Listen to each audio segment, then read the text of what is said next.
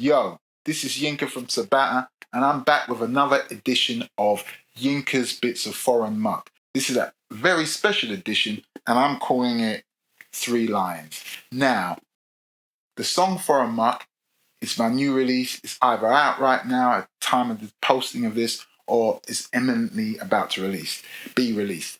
It's a song of sick beats, sick riffs, but on top of that, I'm talking, rapping, singing about race, immigration, and identity. Essentially, the British stroke English identity. And really, I'm trying to pull people together. Anyway, let's get into it.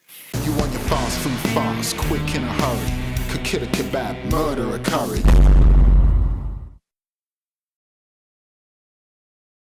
So as you see, as I say, I am wearing the England football team top, and it's World Cup 2026 time. But even if it was not that time, this would be in fact, the most appropriate attire that I could wear. Why? Because this is the bastion of Englishness. This badge is in fact the royal coat of arms of England that was introduced in 1189 by King Richard I. He reigned from 1189 to 1199, and he's also known as Richard the Lionheart, or more appropriately, as he would have been called at the time, Richard Coeur de Lion, because he was French. But let me get to that in a minute. I want to break down the elements of this badge. So let's start with the three lines. Now, lines are actually native. The lines we know are native to sub-Saharan Africa and Asia.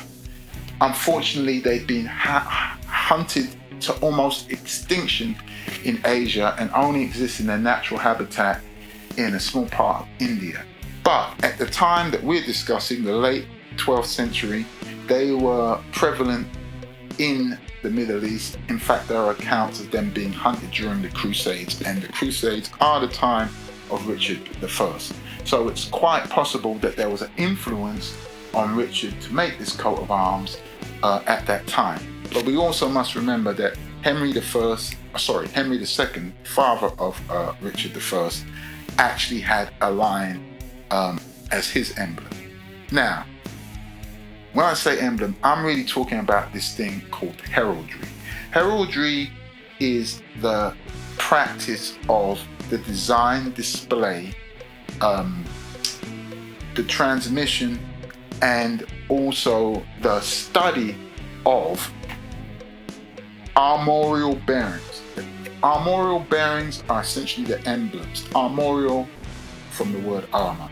And these got introduced in the late 12th century because on the battlefield, knights had been developing armor, and it was more protective, including fully enclosed helmets, which are great better for keeping your head together, but no good in identifying the person you want to kill. It's also not helpful for you and your own side, because your retinue, your retainers, your comrades in arms also don't know who the fuck you are. So what you do is you get a design, you put it on a shield, you put it on this thing called a surcoat, which is a garment that they threw over their chainmail on their torso, and that is actually the origin of the coat of arms.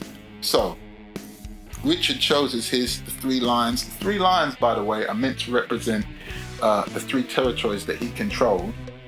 So that's the Kingdom of England, the Duchy of Normandy, and the Duchy of Aquitaine. He controlled the ones outside England because actually he's from a Plantagenet line of kings from Anjou in France, and they were running shit at the time. They were speaking French. So what we've got so far is we've got an emblem that comes from a tradition that was taken up in France, as well as other parts of Europe, as well as England. But heraldry itself is said to have its roots in the Vikings, because that scholars say that heraldry is essentially a continuation of the animalistic style of art that the Vikings used, but they adopted it in turn from the Scythians. The Scythians are an ancient race of Eastern Iranian nomadic equestrian people. That means they ran around with horses a lot, moved around a lot, from the 7th to the 9th century. And they're from the stands, or they settled in the stands, and then they also moved to what is now southern Russia and Ukraine. And when I say the stands, I mean places like Turkmenistan, Uzbekistan, Tajikistan. Apologies for any bad pronunciation. But essentially, that's what we have here. We have as the bastion, the emblem, the identifying symbol of Englishness, a depiction that has its roots in, and actually, before I get to that, let us not forget that the earliest forms of animal representation with kings and also gods is in ancient Egypt. But for the purposes of this blog, we're talking about an emblem that derives from, according to the scholars, Nordic traditions. It comes from directly to this country from a French person, first generation French immigrant, whose father actually immigrated to this country by force. So you have that. It's got a depiction of lions, which are probably from Asia at that time, that they saw. So just like I say in the song, the bottom line with this, the point I'm trying to get to is that we should come together, not pull ourselves apart, because diversity is actually what created the English nation, the English identity. And it goes to prove what I say in the song. We all love a bit of foreign muck. Make sure you check out the single.